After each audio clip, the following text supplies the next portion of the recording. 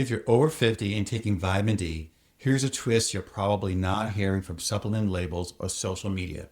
Once vitamin D levels are adequate, taking more does not reliably prevent fractures. In at least one trial, very high intermittent doses were actually linked to more falls in older adults rather than fewer. That does not mean vitamin D is the villain. It means the way many well-meaning people are using it is, frankly, backwards. Most adults over 50 I talk to are not careless about their health. They have heard vitamin D is good for bones, good for immunity, maybe even helpful for mood, so they take a supplement and assume more must be better.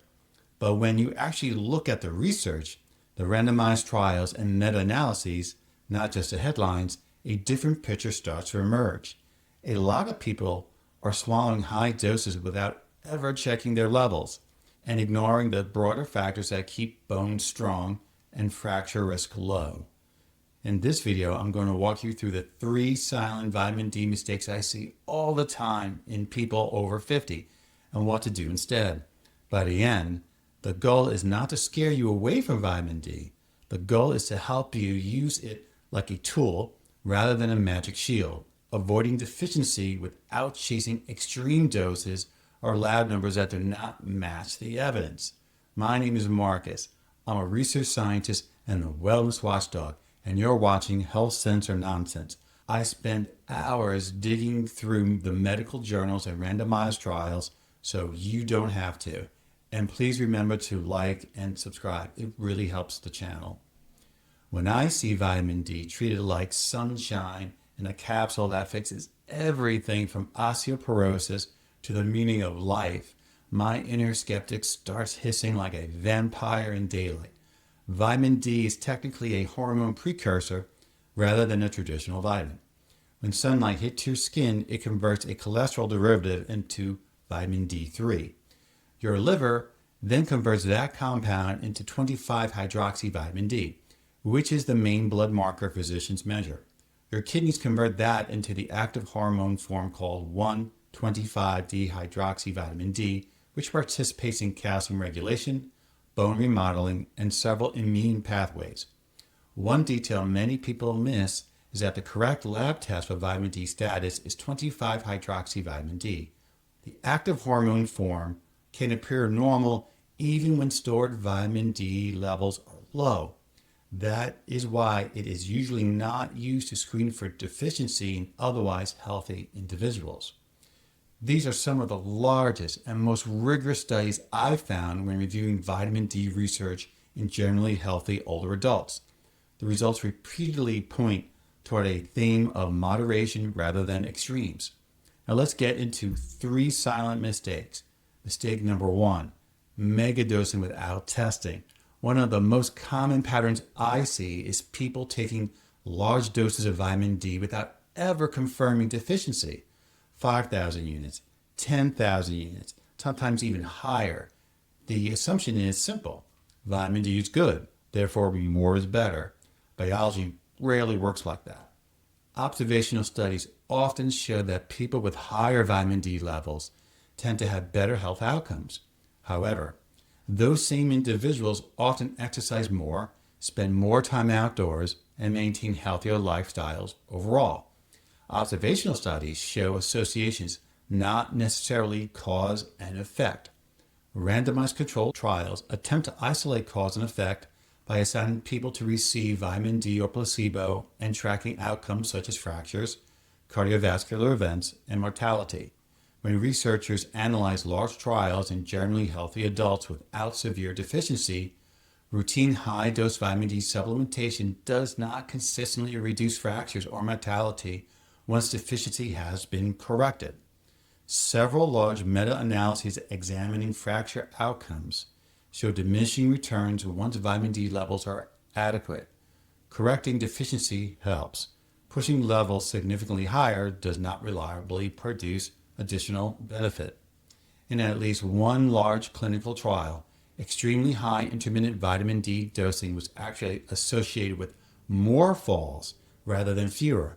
That finding surprised many clinicians because the assumption had been that higher vitamin D would automatically improve muscle strength and stability. Instead, the data suggested that extremely high dosing strategies may disrupt physiological bounds rather than improve it. Vitamin D receptors are present in skeletal muscle, and severe deficiency has been associated with reduced muscle strength and impaired physical performance. This is one reason clinicians often consider vitamin D status when evaluating fall risk in older adults. Correcting deficiency can improve muscle function in some individuals, particularly those starting with very low levels. However, once vitamin D levels reach an adequate range, increasing them further does not appear to produce proportional improvements in strength or balance. Another misunderstanding involves how blood levels respond to supplementation.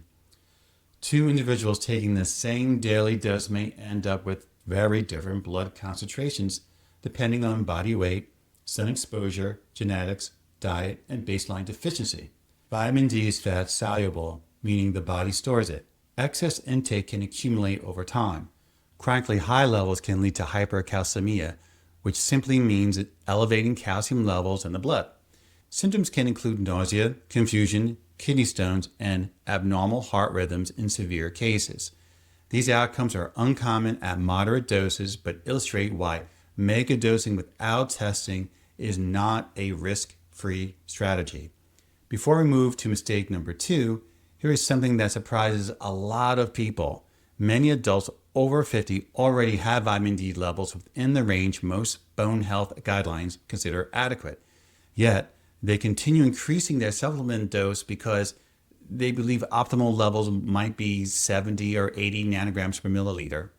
If you find videos like this helpful, where we actually break down the research rather than repeating supplement marketing, take a second to like the video and subscribe. It helps more people find science-based health information when you subscribe. Quick reminder that this video is for educational purposes only and not medical advice. Always review supplement decisions with your doctor, especially if you have chronic medical conditions. Mistake number 2, chasing unrealistic optimal levels. Most widely used guidelines define vitamin D deficiency as below 20 nanograms per milliliter. Levels between 20 and 30 are often considered insufficient. For bone health, many conservative recommendations consider roughly 20 to 40 or 20 to 50 nanograms per milliliter adequate, with some clinicians targeting closer to 30 in higher risk individuals. Very few mainstream medical organizations recommend pushing vitamin D levels into the 70 to 100 range for general health in community dwelling adults. Large randomized trials examining fractures, cardiovascular events, and mortality in non-deficient individuals generally do not show dramatic improvements in vitamin D levels or push far above adequacy. Laboratory testing itself also has variability. A level reported at 35 in one laboratory may read slightly differently in another due to assay differences. Small fluctuations are rarely clinically meaningful, which is another reason obsessively chasing a precise optimal number rarely improves outcomes. Mistake number 3, ignoring context. Vitamin D does not operate in isolation. Bone health depends on mechanical loading through resistance training, adequate protein intake, sufficient calcium consumption, hormonal balance, and fall prevention strategies. Supplements are tools, not replacements for these fundamentals. When vitamin D is low, parathyroid hormone rises in an attempt to maintain stable calcium levels. Chronically elevated parathyroid hormone can contribute to bone loss. Correcting vitamin D deficiency can normalize this process.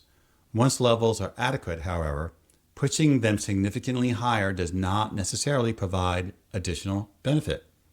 Geography also matters. People living further from the equator experience large seasonal swings in ultraviolet B radiation. During winter months at higher altitudes, the skin may produce little vitamin D, even with outdoor exposure. Blood levels often peak in late summer and decline through winter. Body composition can influence vitamin D status as well. Because vitamin D is fat soluble, it distributes in adipose tissue. Individuals with higher body fat percentages may have larger distribution volumes, meaning circulating blood levels can appear lower even when total body stores are substantial.